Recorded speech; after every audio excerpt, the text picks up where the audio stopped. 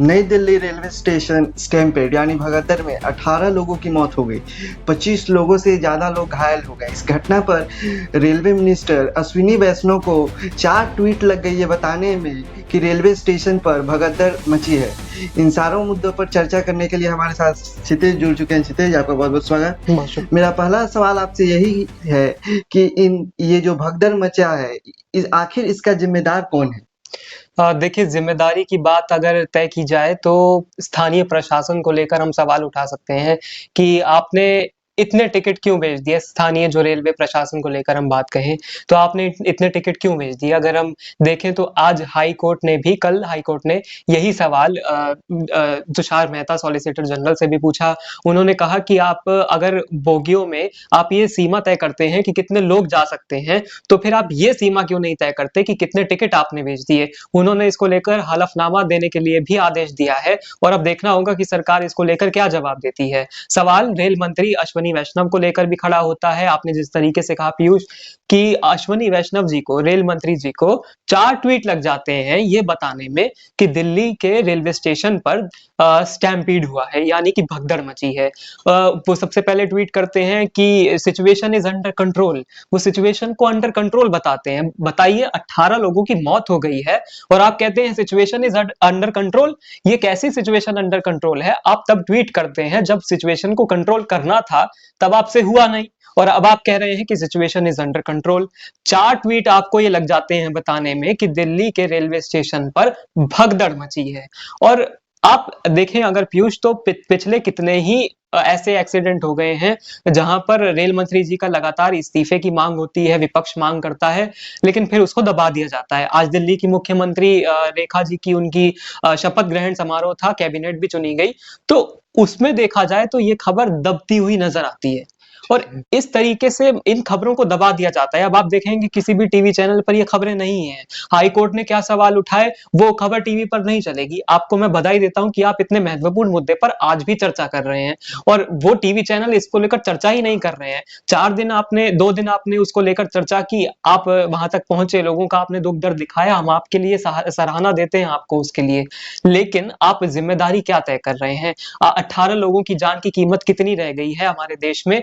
मैं तो कहता हूं कि क्या भारत के लोगों को बिना सांस लिए भी जीना सीखना होगा। ऐसी भगदड़ों का कितनी बार ही शिकार हो रहे हैं और वो शब्द निकलकर सामने आता है कि आप इवेंट मैनेजमेंट जिस तरीके से करते थे ना, मोदी सरकार जिस इवेंट मैनेजमेंट को करने के लिए जानी जाती है ना, तो वो अब इन तरीके के जिसमें जैसे भगदड़ मच जाती है, तो इन तरीके के जो दुर्भाग्यपूर्ण घटनाएं हो जाती हैं उनको भी मैनेज करने की कोशिश करती है।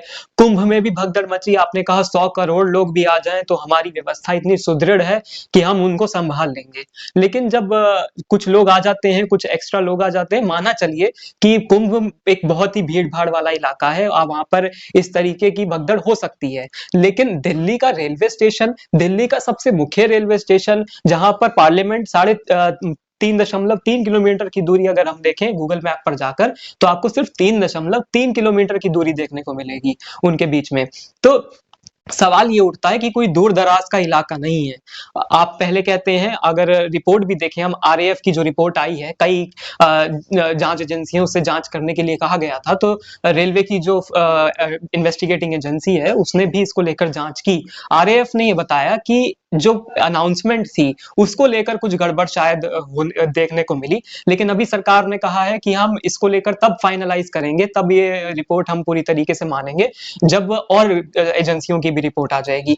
और आप देखें तो मैं वही कहूंगा कि इवेंट मैनेजमेंट जिस तरीके से होती है ना, कुंभ में भी 2 भगदड़ जो सोशल मीडिया के अगर उससे सामने नहीं आता, जहां पर कई चैनलों ने दिखाने की कोशिश की, वो अगर सामने नहीं आता, जब लोग चश्मदीद लोग ये बता रहे हैं, वहां पर आपको देखने को मिलेगा कि सामान बिखरा पड़ा है लोगों का, जूते चप्पल। और आप देखेंगे रेलवे स्टेशन पर भी जिस तरीके से सामान को साफ करने की कोशिश की गई, कुछ ही देर बाद ये दिखाता है कि आप दिखाना नहीं चाहते लोगों को, आप ये नहीं बताना चाहते कि भगदड़ मची थी, आपकी जान की कीमत कितनी रह गई है पीयूष, ये आप समझ सकते हैं इस बात से। जी, जी। इस भगदड़ के बाद विपक्ष लगातार सरकार पर हमलावर है कि हुँ। रेलवे मिनिस्टर अश्विनी वैष्णव आखिर इस्तीफ़ा क्यों नहीं दे रहे? आपने देखा होगा ऐसे बहुत से रेल हादसे हुए हैं, फिर भी रेलवे हुँ। मिनिस्टर अश्विनी वैष्णव ने इस्तीफ़ा नहीं दिया। क्या आपको लगता है कि रेलवे मिनिस्टर को नैतिकता के आधार पे इस्तीफ़ा देना चाहिए?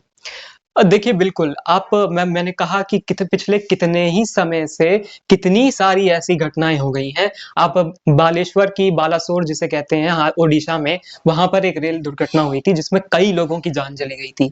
उसके बाद आए दिन मैं तो ऐसी खबरें रोज़ पढ़ने लगा था अखबार जब भी सुबह खोलो तो एक दुखद घटना ऐसी सामने निकल कर आती थी, जहाँ पर रेलवे में कोई दुर्घटना घटित हुई हो। कहीं ट्रेन पटरी से उतर गई, कहीं कुछ हो गया। आप ये भी देखिए कि रेलवे में भर्ती की व्यवस्था पिछले कितने समय से नहीं हुई है। सवाल इसको लेकर भी खड़ा होगा। जब मुद्दे कुरेदे जाएँगे तो आपको पता चलेगा कि गड़बड़ जो है वो कहाँ-कहाँ है। अगर देखें तो पिछले कुछ सालों में अगर आप रेलवे की बात करेंगे, तो आपको दिखाया जाएगा कि वंदे भारत कितने सुंदर तरीके से चल रही है। आपको सुंदर-सुंदर नमो भारत दिखाई जाएगी। लेकिन जो व्यवस्था बसी-बसाई थी, आपने उसको पहले से भी खराब कर दिया। मैं ये नहीं कहूँगा कि रेलवे का कभी अमृतकाल रहा हो, लेकिन फिर भी जो व्यवस्था जिस तरीके से थी, उससे डाउनफॉल होता हुआ नज़र आता है।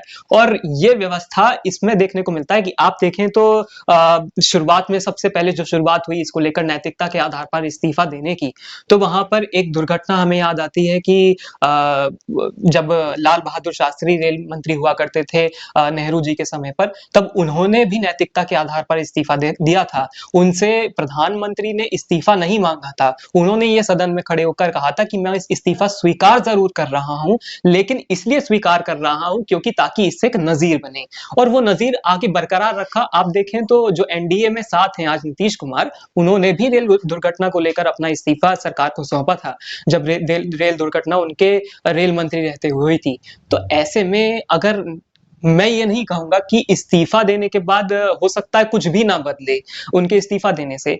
वो पढ़े-लिखे इंसान हैं, ऐसा नहीं है। मैं उनकी जो काबिलियत है, उस पर सवालिया निशान नहीं खड़ा कर रहा हूँ।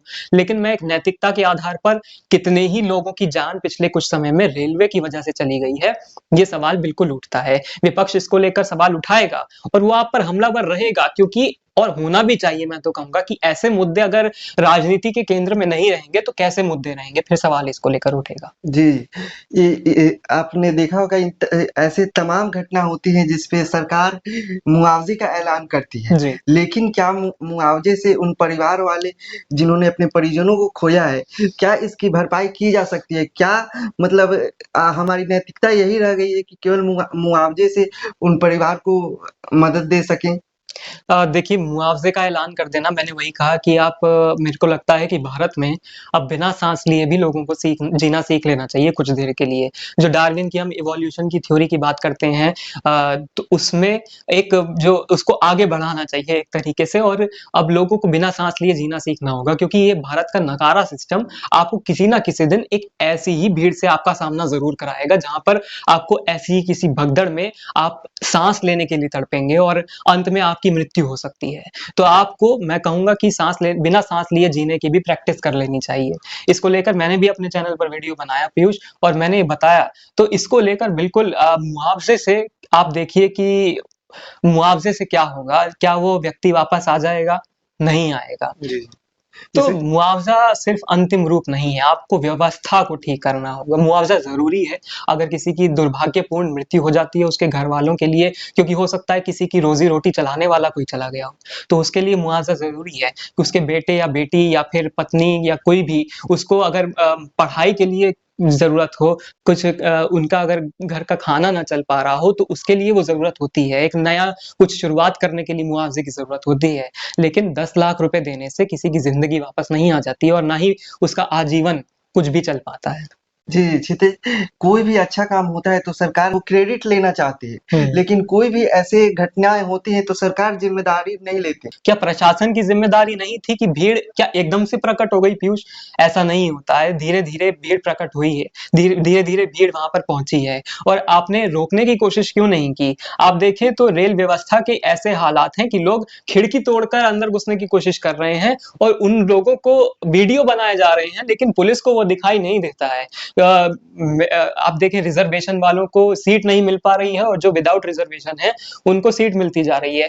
टिकट आपने जो हाई कोर्ट ने, दिल्ली हाई कोर्ट ने सवाल उठाया है, सॉलिसिटर जनरल तुषार मेहता से सवाल पूछा है कि आप रेल बोगियों में कितने लोग जाएंगे इसकी संख्या तो तय करते हैं, लेकिन उसके आधार पर आप टिकट वितरण क्यों नहीं कर रहे हैं, आप उससे अधिक मात्रा में टिकट क्यों बेच रहे हैं। तो सवाल क्या सरकार के ऊपर नहीं उठेगा? वो अपने घर में बैठे हुए हैं, वो सदन में बैठे हुए हैं, वो उन सारी सुविधाओं का लाभ ले रहे हैं, उनके लिए तो एक अलग से वीआईपी व्यवस्था है, सांसद हैं, तो उनके लिए तो कोई दिक्कत की बात है नहीं।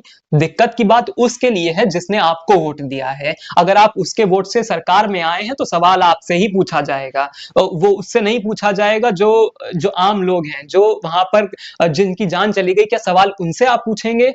जी, जी, बहुत-बहुत धन्यवाद चित्ते। बहुत शुक्रिया। आखिर में हमारा सवाल यही है कि रेल मंत्री जो हर अच्छी चीज़ पे रील बनाते हैं, क्या नई दिल्ली रेलवे स्टेशन जाकर वो रील बनाएँगे? और आखिर में हमारा सवाल यही है कि क्या रेल मंत्री नैतिकता के आधार पे इस्तीफ़ा देंगे? नमस्कार, मैं पीयूष कुमार।